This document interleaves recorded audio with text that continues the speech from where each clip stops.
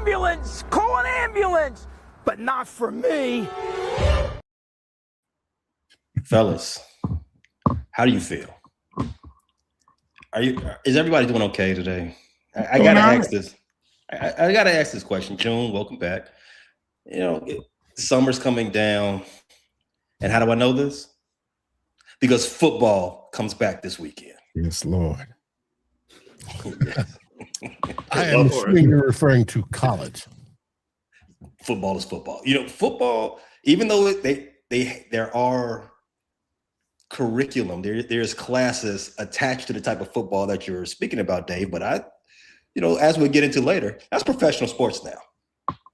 True. It's all professional.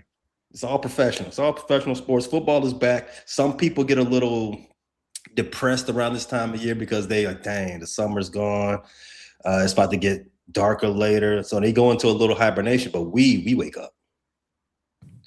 We get active because football is back. Mm-hmm. When it finally cools down and we get the cool, brisk winds of autumn, it stirs the blood.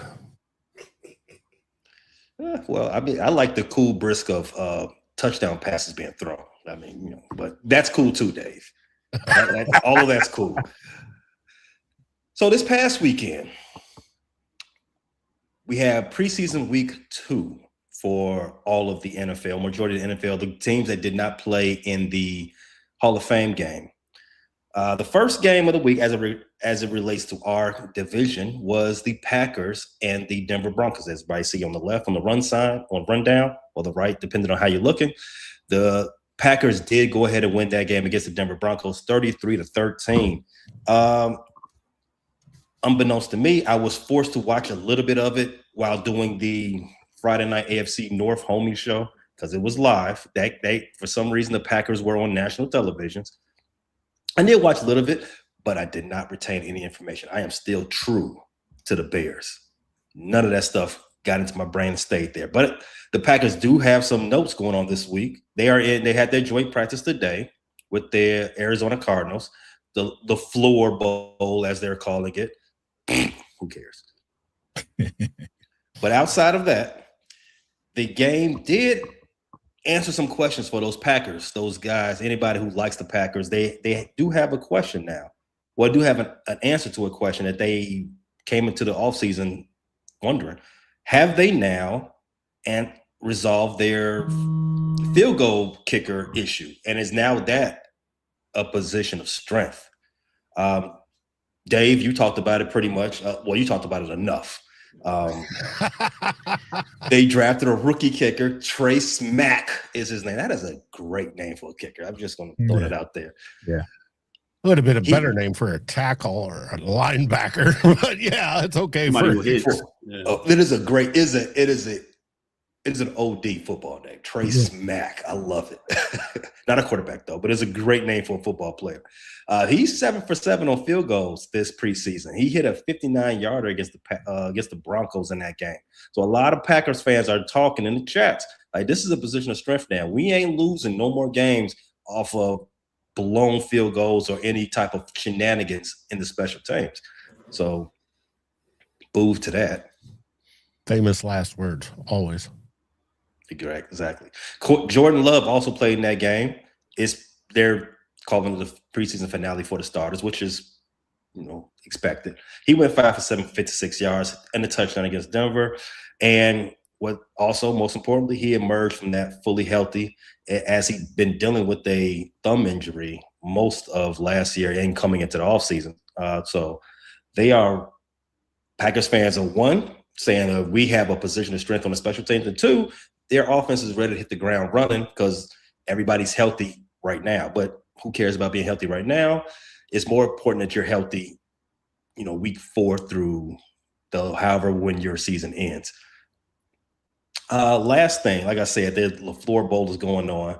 The Packers are having a joint practice with Arizona. Do you all think having a joint practice with Arizona helps anybody? The logistics guys for Arizona and Green Bay. They get to practice, moving the equipment and providing the equipment and all that sort of stuff. I think practicing with the Arizona Cardinals is tantamount to practicing with a high school team. Is that disrespectful? Yes. Okay. My bad. I didn't mean to disrespect Arizona. But I think we all know. I think they know. They're going to be garbage this year. It's not iron sharpening iron in this situation, in that joint practice between the Green Bay Packers and the Arizona Cardinals. But those are our Packer tidbits. We don't have a full segment for the Packers because to them. Let's move on. Dave, your Minnesota Vikings. Now, real quick, Dave, you guys played the Baltimore Ravens over the weekend. This final score, 13-3. No one really cares about the final score for preseason game. Is irrelevant. However, real quick, tell us what we need to know about that game. JJ McCarthy's getting worse. Well, okay. I like better that when we drafted him, and he's regressed every year since. Wow. I mean, he picked up second half of last year, and he picked up during OTAs, but he's regressing. It's not good. The question is, he's now in a battle with Carson Wentz for QB2. Carson Wentz is who Carson Wentz is. We have to simplify the offense for him. We're going to see what happens. Now, right now, he also got injured, I think probably on JJ's last pass. He had his ankle rolled up on. It's limited him this week. He's been off today. They're trying to get him ready because they want to start him on Friday. Could be a last hurrah. I like that you traded. He may be. Well, that was going right into my question, Dave. What was the future for JJ McCarthy in Minnesota? Because as you pointed out, Carson Wentz and him are splitting second team reps. Like, for one, this is all bad. This is all a bad look on the KOC train, but it's also a very bad look for him for your future prospects. Because if you got to split reps with somebody who everybody knows is not a starter in this league, it's pretty damning. But since you already touched on that, do you think that JJ McCarthy is redeemable? Can you reform him? Foster Jones, tap in on that one too. Is there a way to get away from his mechanical issues? Because I've been hearing all preseason, all camp, that JJ McCarthy, he's struggling with his ability to throw with anticipation. His accuracy has been touch and go, and he keeps throwing those, as Dave will point out, as Dave has like to call it, piss missiles. I don't call it that. I call them lasers. Tyler calls them piss missiles. But yes, they're the same thing. He's got a rocket for an arm, and he zings it at 100 miles an hour, and it usually is a couple feet above the wide receiver's heads. I think what JJ McCarthy's problem is I think it's all mental. It's not physical, it's mental. Because during practices, he looks great. There's less pressure. He's on time. He does his reads. He throws good balls, even lofts them, and lays them in there like was wanting to be seen. But when he gets in the game, everything speeds up. And he'll go through his reads like 1, 2, 3, 4, 5, 6. And then he comes back to 1. And literally that fast. The guys haven't even reached 5 yards out yet. Much less, deep in their routes. And then once he does see it, he's like, oh shit, I'm late. And bling, boom, there goes that laser out the arm. And it's off target. It's high. It's frustrating. Now, could he be fixed? I would say yes, he probably can. Do I think it's with the Minnesota Vikings under Kevin O'Connell? No, I don't see that happening. What about Dan Campbell? Foster, who's the number QB2 over there in Detroit? I think Come technically on. it's Luke Altmaier. No, Never it's heard of it. astronaut. They're battling Maybe. it out. They're battling Yeah. it out for number 2. That's an ongoing question. Both played in the last preseason game, and it's up for grabs as of right now. So it's between Dobbs and Altmaier and whatever his name is, Luke. I'm going to say Luke, but I think it's Dobbs' job to lose more than anything. Yeah. You think JJ McCarthy could win that job if he was just to be transported into camp right now? Probably could. Wow. It's kind of scary to think about that. The fact that he could be, I don't even want to think about the fact that, Goff being gone, but like, yeah. Come on, Foss. They're going to give him away. As Dave said, he might not make the team on Sunday. He might be waived. Per Tom Florio, he might be waived. You can get a high-level QB2 for free. I mean, if you're taking a chance on, I would take the chance on JJ, and not Luke Altmaier. I mean, that's no brainer to me. It depends on how many quarterbacks you want to carry. Like They usually carry 3. 3 on the main roster, really? It's usually 3. That's normal teams do. Mm-hmm. I'd say maybe a third only carry 2, but those aren't normal teams. practice squad, maybe the third one, but I don't know. Maybe they do keep 3. It's usually 3 on. And an additional one on the practice squad always. Yeah. So third on or are you saying fourth on the practice squad? Yeah, 4 attached to your team. Yeah. It's usually 3 quarterbacks. And we may go with it.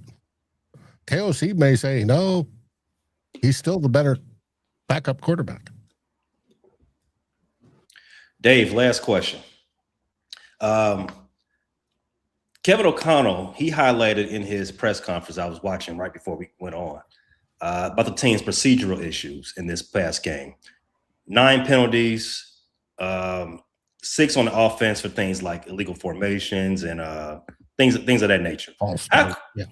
How quickly can they clean this up before the regular season, which is 18 days away? Realistically, they could. Will they? Probably not. Oh, no. You guys are playing the Packers, bro. You can't give them the free yards. It's followed. Kevin O'Connell's had this problem since day one. And I don't know why. You know that there's a thing when you can. Usually, there's a quick assumption to be made when your team struggles with procedural issues. They say they're not disciplined.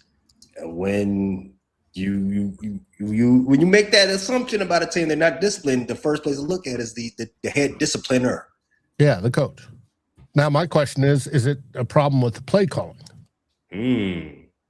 Because his play calls are novellas.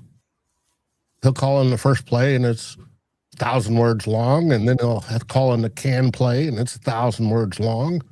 And then the quarterback's got to regurgitate that, and everybody's got to listen to it. Friend of the show, Kevin Smith, talked about it. He says, it's becoming a problem at all levels for those that go for the West Coast style offense that, players generally after about 6 words tune you out. And we know the West Coast offense it's a paragraph. Mm-hmm. Well, we know that was not an issue for JJ McCarthy. He went to Michigan. Smart kid. We all know that he can handle that thing. Speaking of Michigan, Detroit had their preseason game against the DC Commandos. They won 17-13. June, tell us what we need to know about that game. I don't like to put a lot of stock in the preseason games, but no stop. First 2 games, there's an evident pass rush, and I don't know if that equates to bad offensive line or whatever, but we got a lot of pressure on the quarterback in the first 2 games. There was nothing, it wasn't any different this second week. And And also, what I've learned is the second string line is trash. Throw them away with JJ McCarthy if you got to. Those guys are not a cohesive, good unit at all. There's a lot of penalties, a lot of holding penalties. If you're going to hold a lot, at least, have a clean pocket if you're going to hold. Golly. But they're out there holding for nothing and letting them loose. But good game as far as the pass rush. The defense did not surrender a touchdown until late, I believe. No, didn't surrender a touchdown at all. The touchdown that they had was on a fumble recovery. Right. The defense played pretty well all game. Hey, False. So when I asked you about JJ McCarthy, I was leading you somewhere. Has Josh Dobbs done enough to lock up QB2? I mean, he hasn't made a lot of mistakes in preseason, especially in this game against the Commanders. From what I can tell, watching, a little bit of it. I ain't got that much time to dedicate on the weekend to watch preseason football. But from a little bit that I watched, he looked decent. And so, I think June pointed out that he had a rushing touchdown and showed some good poise in that game too. So, against Luke Altmaier, has he done enough to ward off Luke? Not only Luke, but the front office maybe attempts to upgrade that backup position and insert possibly JJ McCarthy. For him to be a proven veteran, backup, you would have liked to see a little bit more separation in play. Obviously, he's just now getting in here, and obviously, Luke's been around a little bit longer. But it's been spotty. He was just the last game. He was under duress quite a bit and didn't really react well to it. He did have that long 50-yard run, which was good to see. To show the different elements in his abilities, but he hasn't just been leaps and bounds, better than, the rookie quarterback. So it does leave a little bit of question going into this final game. I'm hoping that because they've kind of given them an opportunity to play against the first team, second team. So they've kind of, shown them, put them out there in different situations, but I think that he's definitely going to have to show us something in that final game for us to make any strong considerations. Because I want to say Luke's stats are probably a little bit better as far as QB rating, but obviously you're going against different levels of competition. True. So I guess this is coming down to the final week for that all-important backup role for their QB. With that being said, the Lions are dealing with a lot of injuries in the secondary. 60 to 70% of their guys are hurt. Now Christian Itzen, he's got an undisclosed injury. Kirby Joseph, big question mark on what's going on with him, his availability. Are the Lions in serious trouble? Do they actually need to be some serious additions, after cut down day?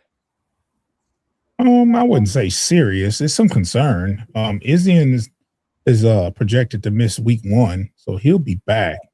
The other injuries, there's not much of a difference than it was before. The unknowns is Branch and Kirby. So those are the ones that we've been dealing with that I'm most concerned about, but that's been an ongoing concern. It's nothing new. So we expect Branch to be back by December. I don't expect to hear from, Kirby the way it's going. I mean, he hasn't practiced at all. So other than that, I mean, the guys that are injured, those are very much new additions that, that had to prove themselves anyway.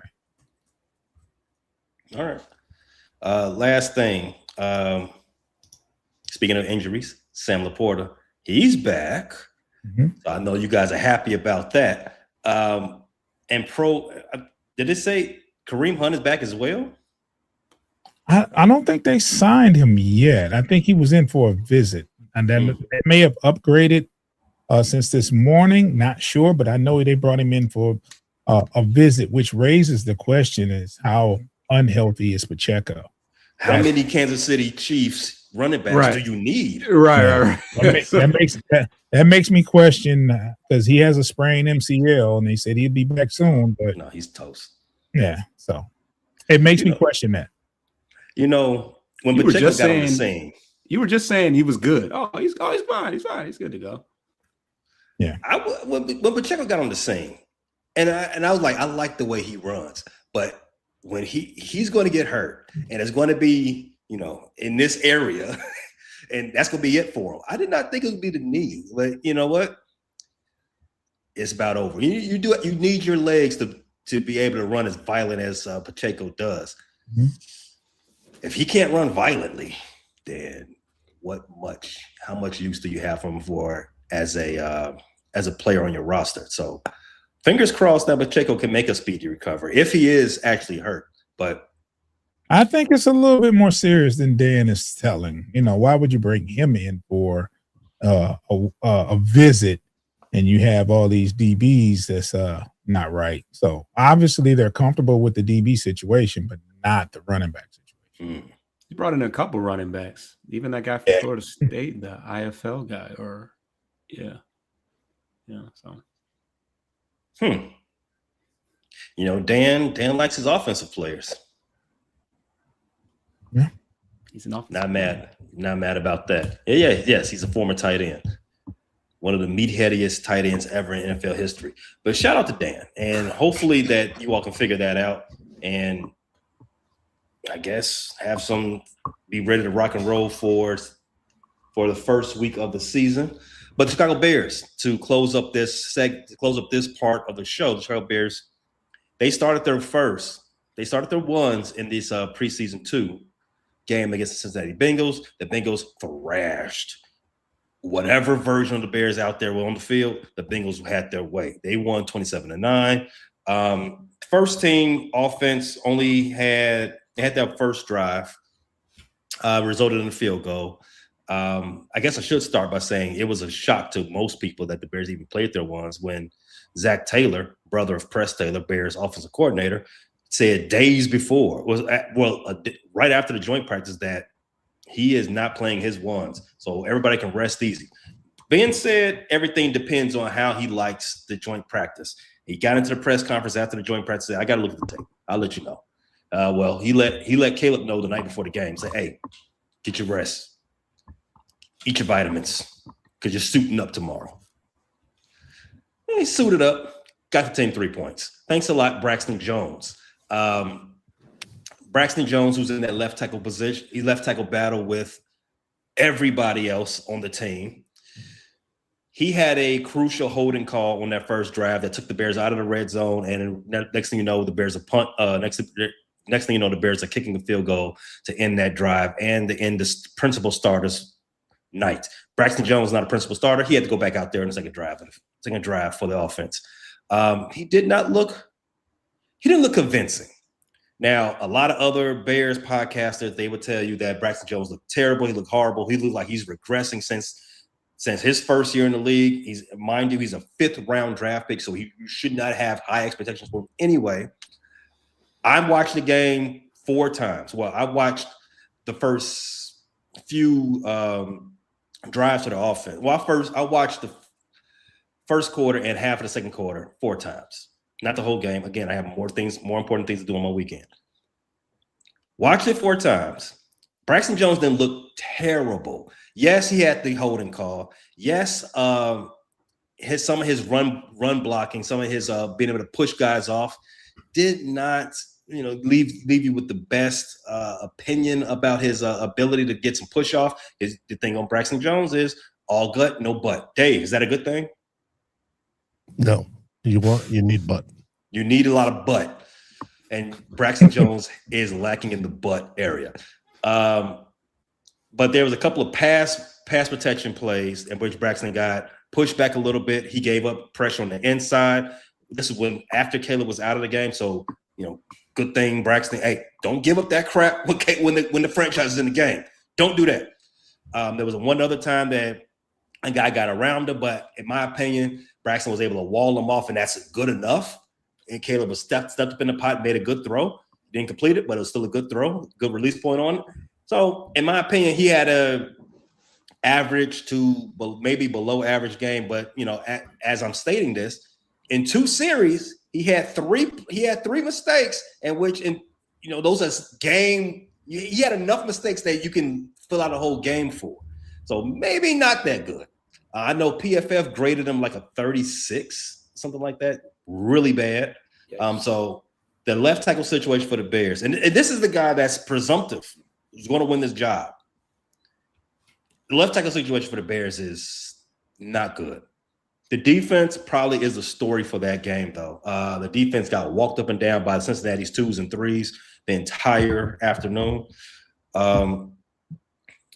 What's the QB3 for the Cincinnati Bengals? Josh Downs or Josh? I forget his name. He kicked the Bears' ass. Dante Manning. He said it again. What'd you say, Dave? Tim's in the chat. Tim Lyons. He could answer. Who's your QB3, Tim? Tim, help me out. Help me out with that QB3 situation you all got there going on Cincinnati.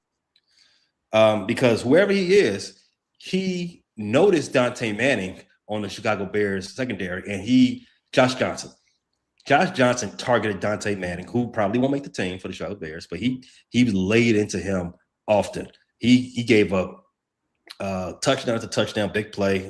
Dante Manning did not have the great day from that perspective. I mean, he got in on some plays. He was physical. You want to see that from defensive guys. You want to fly to the ball.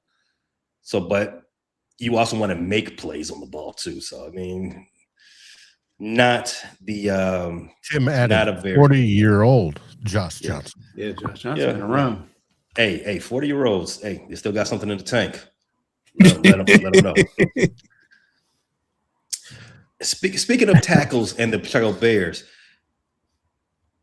all-pro tackle, newly highest paid right tackle in NFL history, Darnell Wright, left practice today holding his elbow. The same elbow that he hurt last season that caused him to miss a game.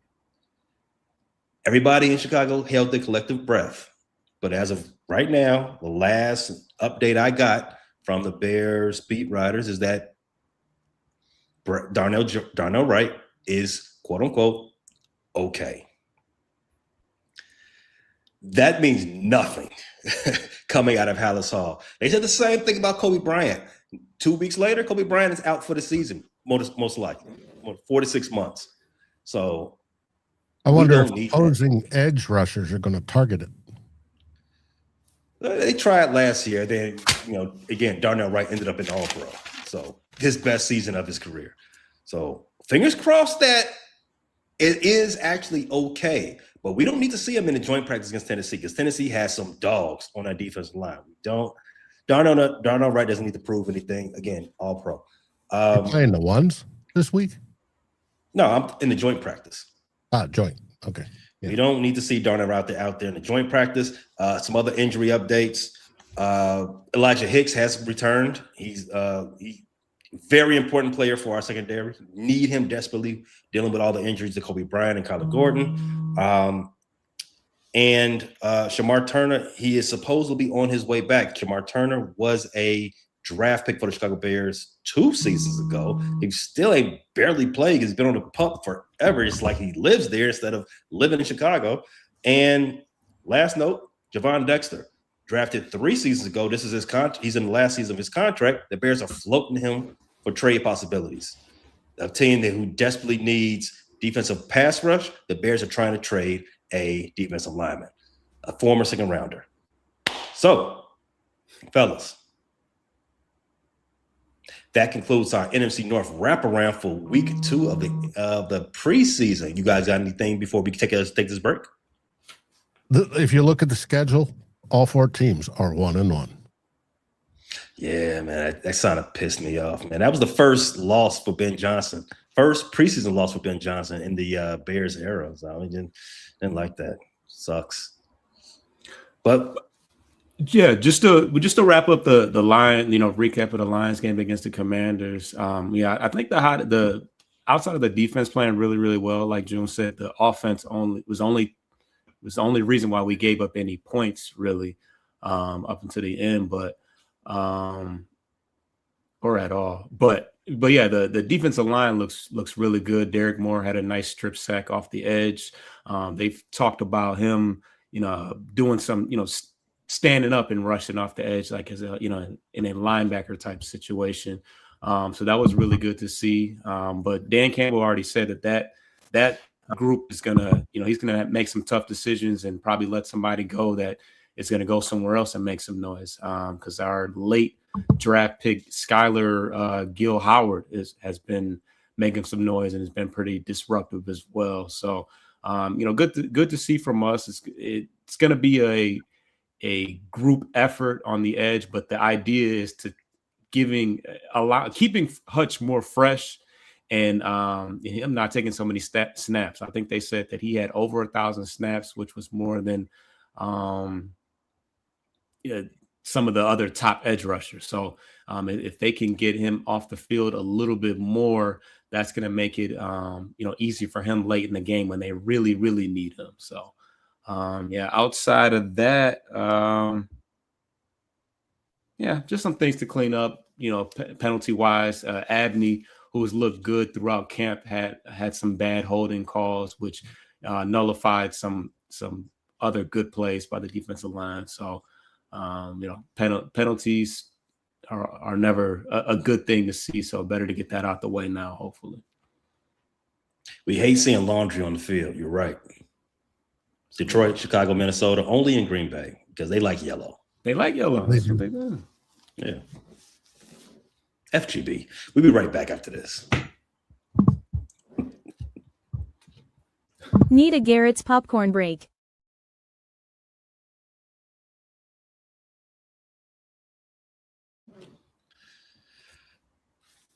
Around the league, the news has been newsing this week. I think that we should start right here with this big report released by the British Medical Journal, as we were talking about Isaiah Pacheco in the last segment.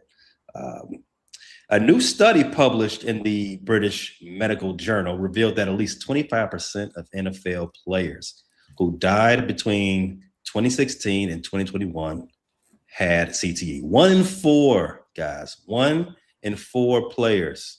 I think Aaron Hernandez was dead before 2016. But, I mean, just putting that out there. I mean, they said he had massive CTE, like his whole brain was CTE.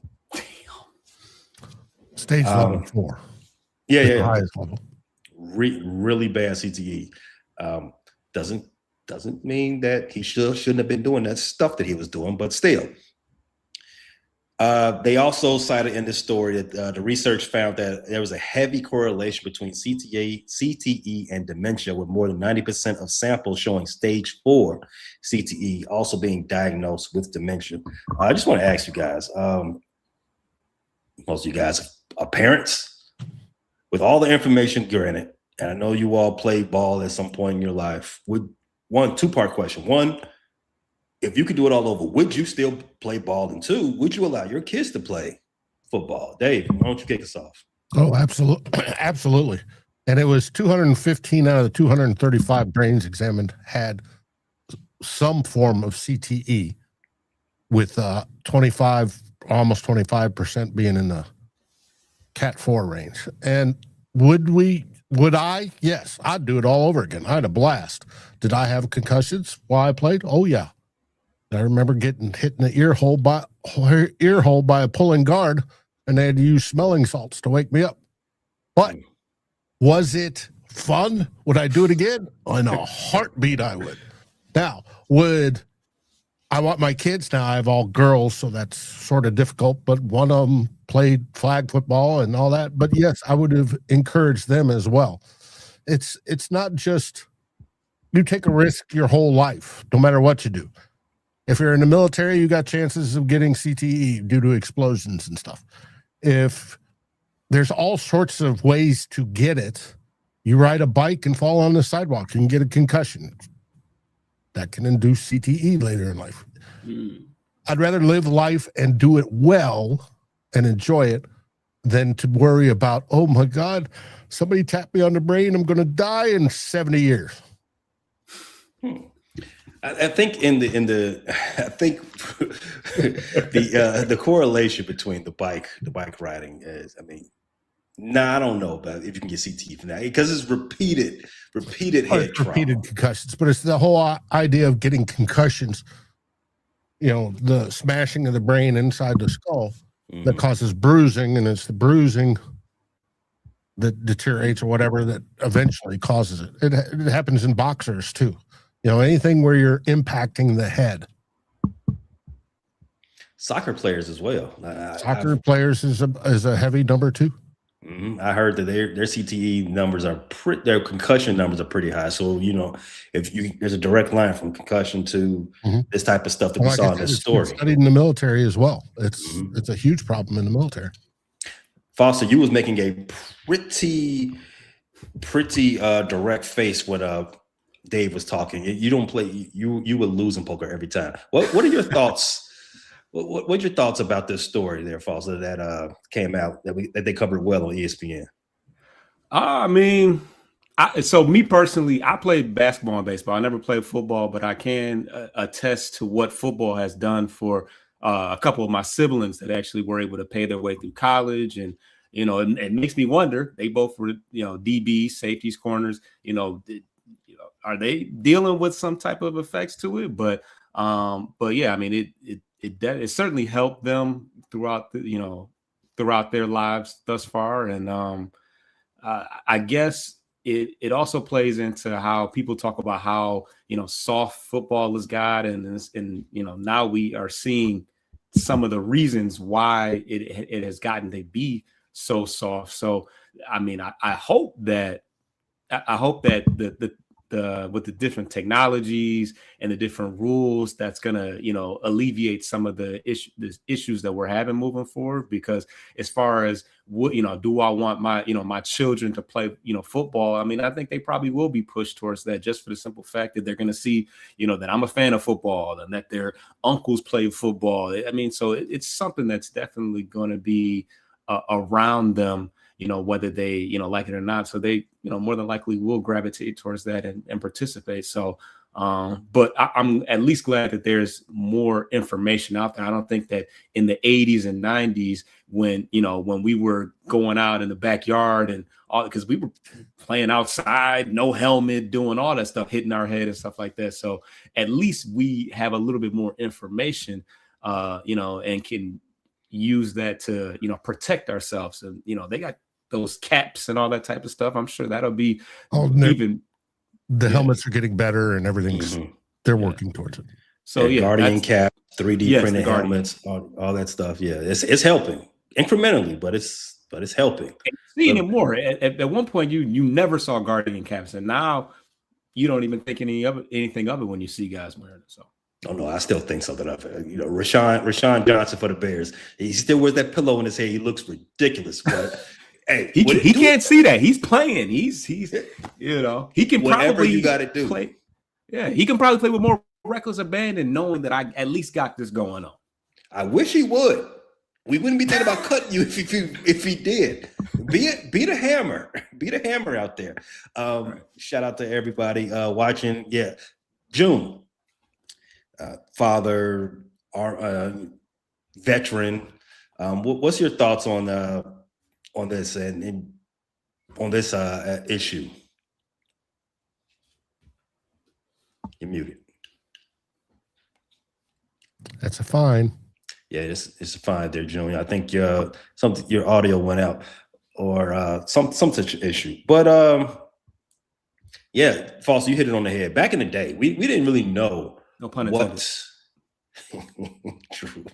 Yo, June, what's your thoughts? Okay. As a father, you're going to support your children no matter what they don't going to do. I play football and basketball, and I understand the dangers of it. And it's just my job as a father to educate them on the dangers of football. And I would I would encourage them to do what they want as far as sports. Let's just keep it a buck. If my son wanted to be cheerleaders and I said no, I would catch hell. You say no, you're supposed to support you, so they can play football. Yes, absolutely, I would support it. I mean, I would support my kids in doing whatever they wanted to do. I don't believe in trying to live their lives for them. I give them the information that's noted and try to protect them as much as possible. But life is loud sometimes, to steal a phrase from one of my favorite movies, The Other Guys. If you've never seen that damn movie, you need to treat yourself. Will Ferrell is a gift to us. Watch his stuff. Life is loud sometimes, and sometimes it's going to hurt your ears. So being able to, navigate some sticky situations is all a part of growing up. And in my opinion, sports is one of those necessary tools that help kids learn how to problem solve, learn how to work on teams, learn how to be leaders. Do I necessarily think they need to be physical as you to get these life lessons? No, you don't have to. You can get these life lessons doing all types of sports. So you mentioned the same two great ones right there: baseball and basketball. But as a former football player, played in college, played in a high school, I have no problems with football. Now, like I said, with more information, you move differently. And that's why the game's gotten a little softer, for a good reason. Safer. The NFL don't, and it's more expensive because the NFL got to keep paying that check to all the older players because they did not tell the truth. Shout out to Will Smith. Tell the truth. Tell the truth. They did not tell the truth when they were supposed to do that. Great talk, guys. Moving past that, there was some other big news in the NFL. This one had not to do with head injuries, but you think they've got a lot of head trauma in Cleveland. They've announced that their quarterback one is Deshaun Watson. Fellas, when you I don't know what you all thought. I don't know what you all thought about who was going to win that quarterback battle in Cleveland. But it's probably the silliest quarterback battle along the league. And, some other ones, the one in Atlanta, that still hasn't been decided yet. That's a terrible quarterback battle. But what was your thought? One-man battle where the one man's finishing second. I think whoever wins that quarterback battle in Atlanta, the team loses. Mm-hmm. The city loses. Well, Atlanta don't care about the Falcons. But anyway, what was you all's thoughts when you saw the thing come across your notification bar on your phone? Quarterback Deshaun Watson, QB1, Cleveland. False. Fully guaranteed contract. Duh. Ooh, I'm gonna come back to that. Dave, what did you think? I thought they were going to go with Deion's kid, but obviously I was wrong. They'd rather, even though Deshaun may be technically better, they went with the paying the money, despite what the fans want, because the fans can't stand him. We're going to come back to that one too. June. The massage parlors aren't that good in Cleveland as they are in Houston. That's where he left his talent. But false. You said they might be in a trailer park somewhere in Ohio, though. Yeah. I thought that's where we were going with the Ohio talk. We're gonna stay there. Ohio's in the news heavy. But false, you alluded to this being a financial decision, not a on the field decision. In my opinion, I think that's the exact wrong thing to do. They've already paid the money. The money's out the door. You're not getting $260 million worth of quarterback this season. That's gone. Playing him now has no benefit. The key word, upside. What is your upside? Every thing that I've read, Mary Kay Cabot, one of the best beat writers in all of NFL, covers the Browns. she's been on this like a dog with a bone, covering this quarterback competition they got in Cleveland. And to Dave's point, you'd have thought Shador was winning that job because there's no discernible evidence that Deshaun is actually better than Shador Sanders. Riding a bike and playing professional quarterback are not two in the same things. You can learn how to ride a bike and you've learned for the rest of your life. You have to get the reps in to play professional quarterback. And Deshaun Watson has 13 starts since he signed that contract? 13 terrible starts since he signed that contract? 2 blown knees, 2 popped Achilles. He can't play ball. He can't play anymore.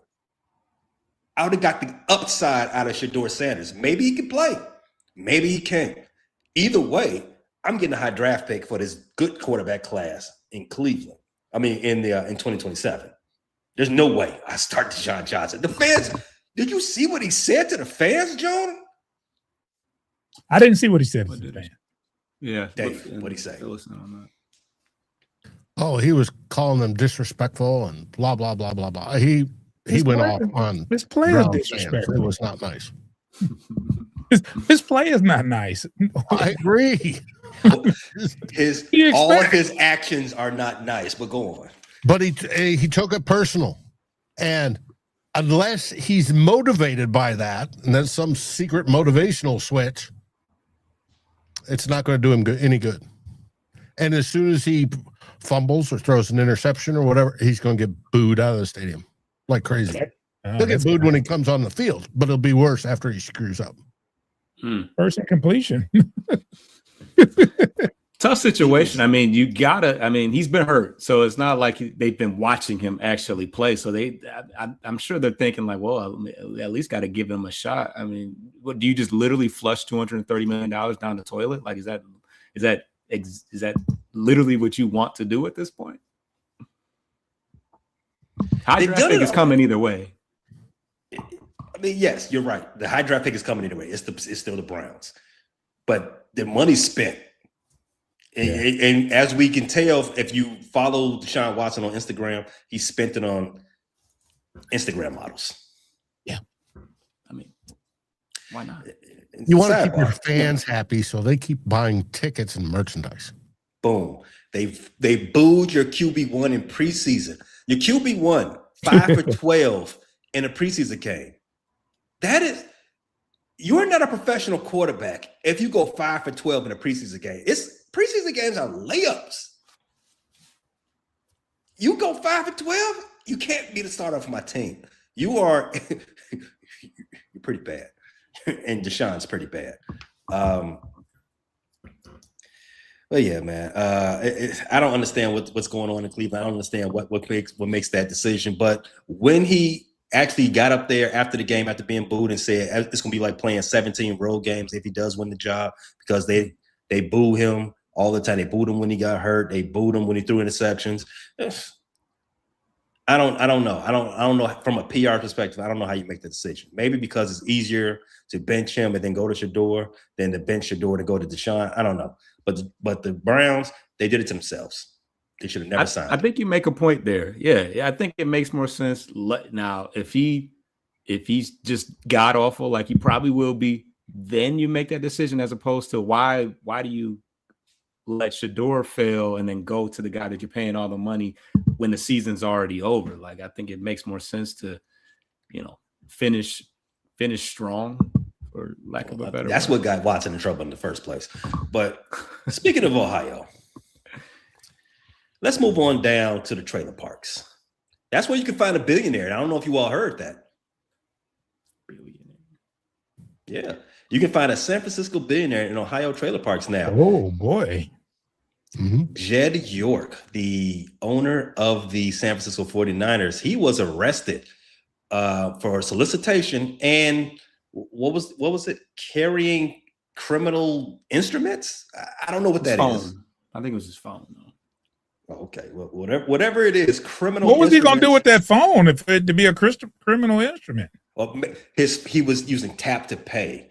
He was using tap to pay. He's definitely tapping to pay or pay to tap, one or the other.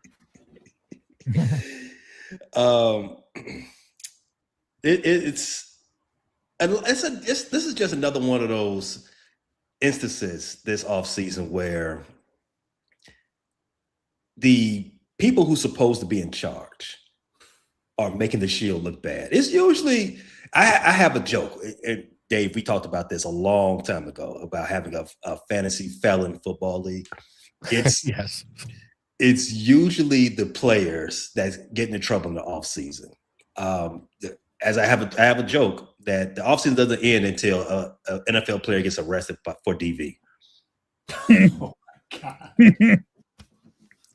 But this offseason, the guys who's supposed to be in charge, the guys who's supposed to be laying the law down, Vrabel, Kyle Shanahan, and now Jed York. These guys are running amok, man. We still don't have any real answers to what happened to Kyle Shanahan. I don't believe none of the stuff we've been given. But Jed York, you spent $140. You was paying $140. Let me tell you something, bro. A billionaire, no less. A billionaire, no less. And you know what? That's what tells me.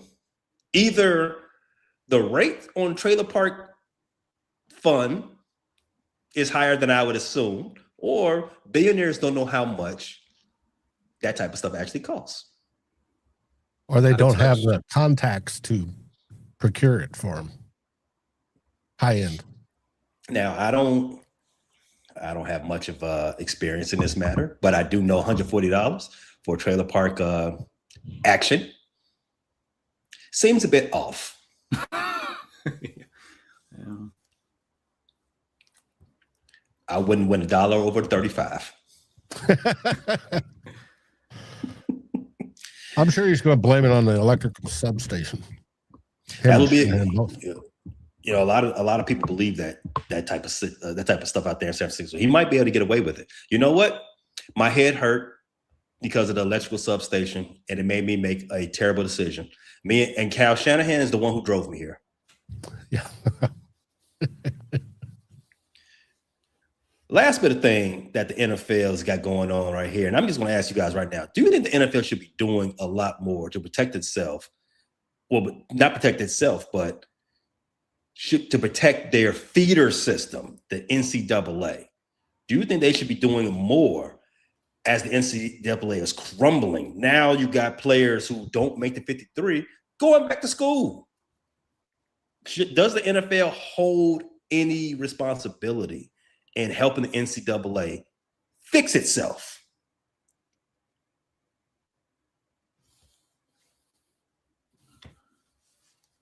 Not really, huh, Foster? They got bigger problems. They got their owners out here doing weird stuff. So like they're like, oh no, we handle your own business. The It'd issue be nice to have a true minor league, but no. Doesn't work in football. The NCAA is going to screw themselves up. Let them screw themselves up. Oh, it's already started there, Dave, because this is all because they don't want to actually do what's necessary, which is announce the players as employees. It's professional sports as we open the show. College football is professional sports. College sports is professional sports. And until you actually treat it as such, you're going to have stuff like this. You're going to have grown men playing with 18-year-olds. Mm-hmm. Talk about CTE. Hey, yo, R. Kelly. Good one, Foster. Do you all?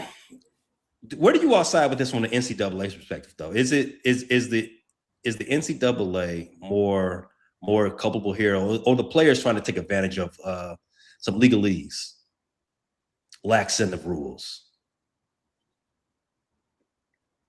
Well, I think the NCAA, by locking it down to 5 and 5, 5-4-5, however they're calling it, 5 years of eligibility for the first 5 years after high school, or 19. They got some ages, and there are some exceptions for different sports. I think is a good thing. What I found interesting is the one sport that's fighting it the most on the rules for the 5-for-5 is hockey. Division I hockey doesn't want it because a lot of their players go off and play in junior leagues after high school and then enroll, and they're losing time at the university with the new deal. As for football players, I think it's good. We'll see it in 2028 when it comes out in the draft. You'll have that if you're a day anywhere from a third rounder, but definitely a day 3 selection. You've got a choice. Do you come out, quote, early and hope to make the team, or do you stay in and get paid via NIL if you're good enough and then improve 1 year and up your draft stock, hopefully, for the following year? If that's the case, like I said, we won't see it until about 2028. The NFL will start to get older players out and more accustomed players, more that have gone through multiple years at college and are easier to transition, rather than going for that kid that is immediately eligible and he hops out and he's only 21 years old, and now we got to wait for him to develop. Dallas Turner was that guy. Now Dallas Turner this year looks awesome, but this year we also have our defensive tackle, Caleb Banks. He looks like he's going to have to take that first rookie year, even though he's a first rounder, to develop. Would it have been to his advantage to stay in an extra year and season up? Probably. So I think it's going to work out both, but they've got to set it and fix it and say, this is the way we're going to play. And then both leagues will adjust.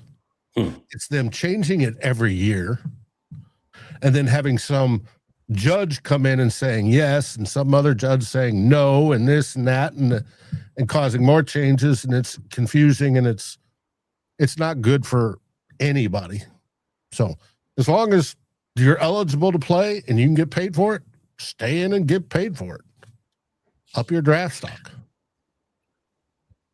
What do you think they need to fix, Foss? Fix. You're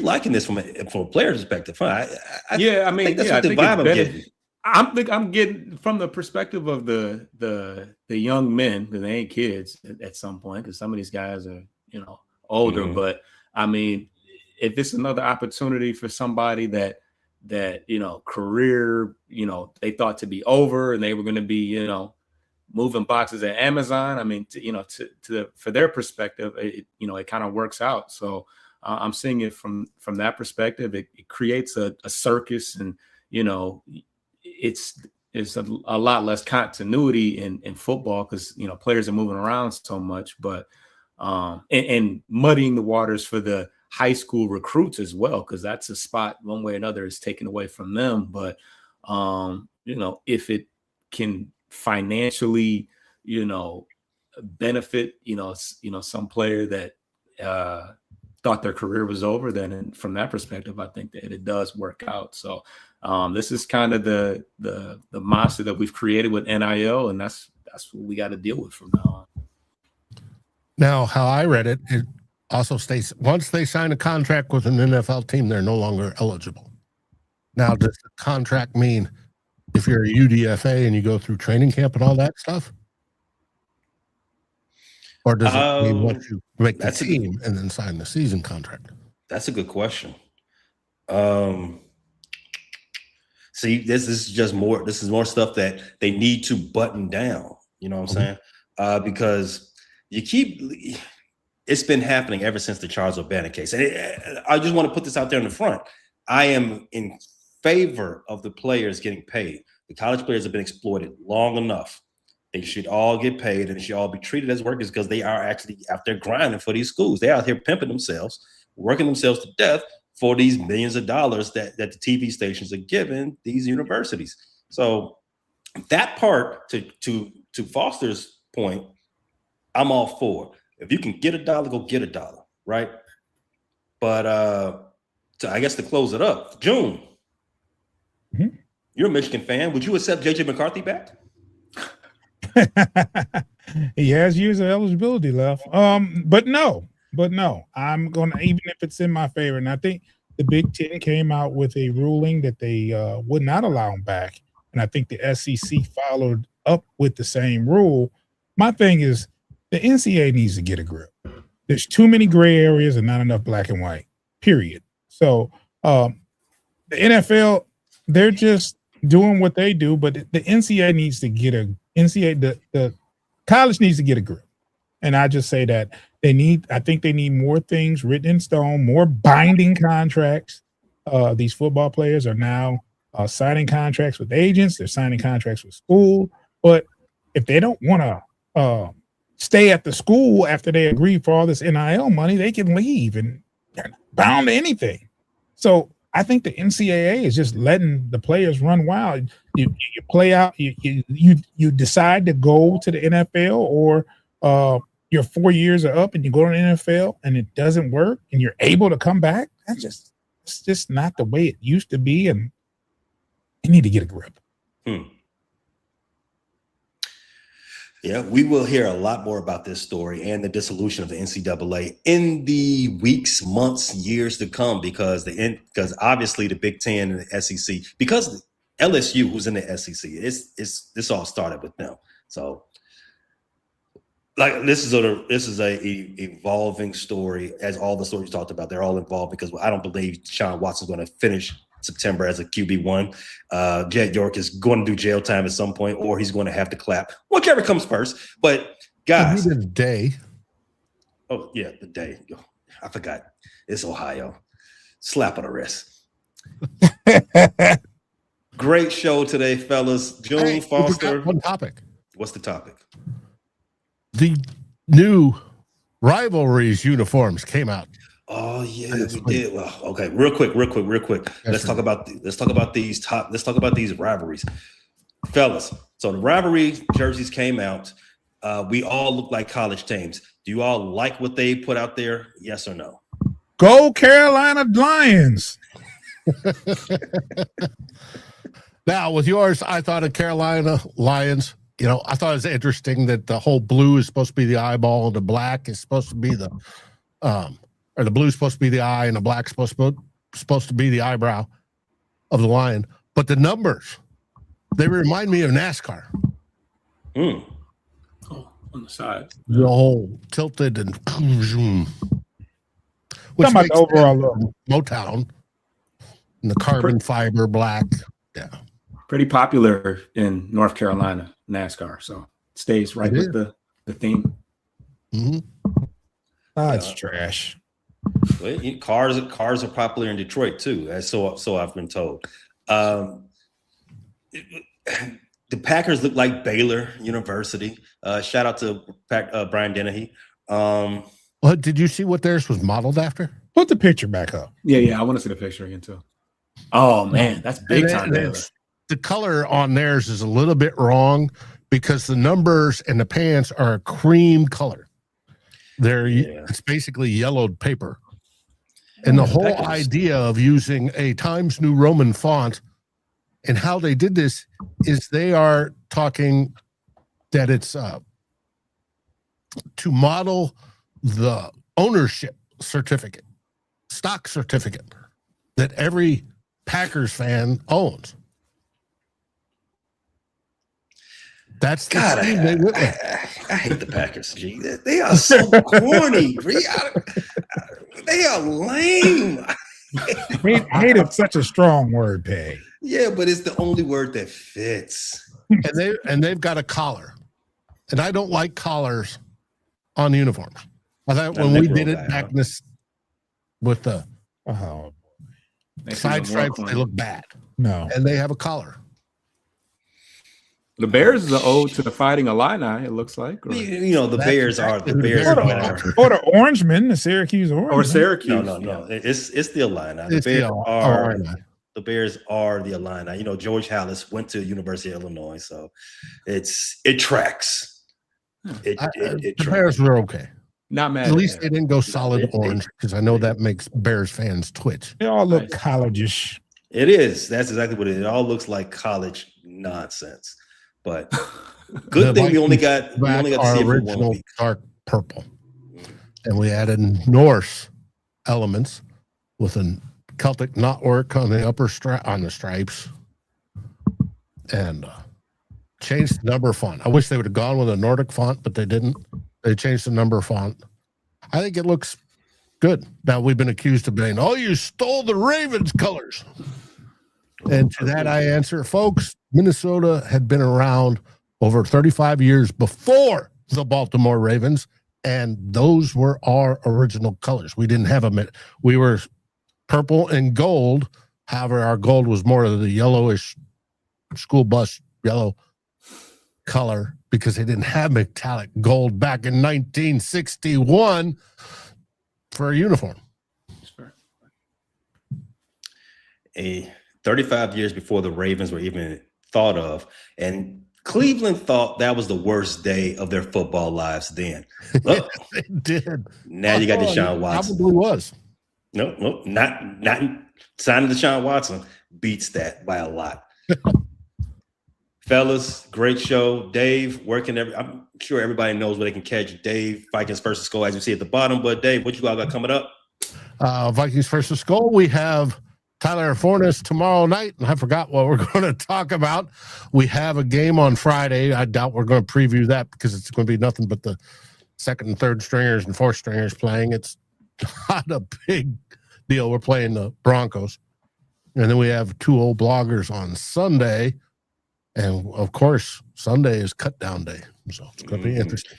It's going to be the weekend is very important for everybody around the NFL. Cut down day. You could be throwing out some garbage, and you could be digging in somebody's garbage. So, it's a big day.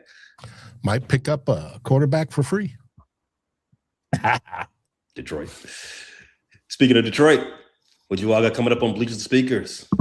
We got a few things going on. I started a new Michigan podcast that I'll be doing on Sundays. I'll do them early Sundays before the NFL kicks off. So looking forward to that. Make sure you subscribe to Bleachers and Speakers on YouTube.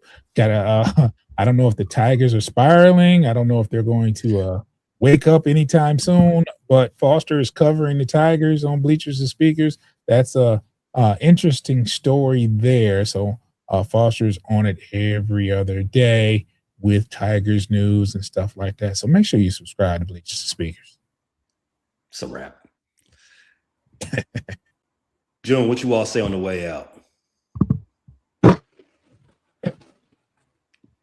That sounded good.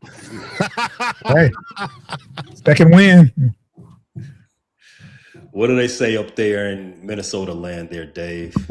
We say, Skull Vikings. Thanks for watching, everybody. Chicago loves you.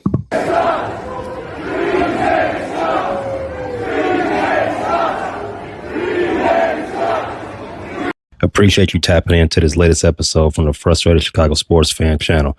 Don't matter if you was watching on YouTube or listening on Spotify or Apple. Make sure you like, subscribe, share with everybody on the block, and hit the notification bell so you never miss none of our daily drops. And to all the guys from the shy, we say three things: bear down, fly the W, and sell the team, Jerry.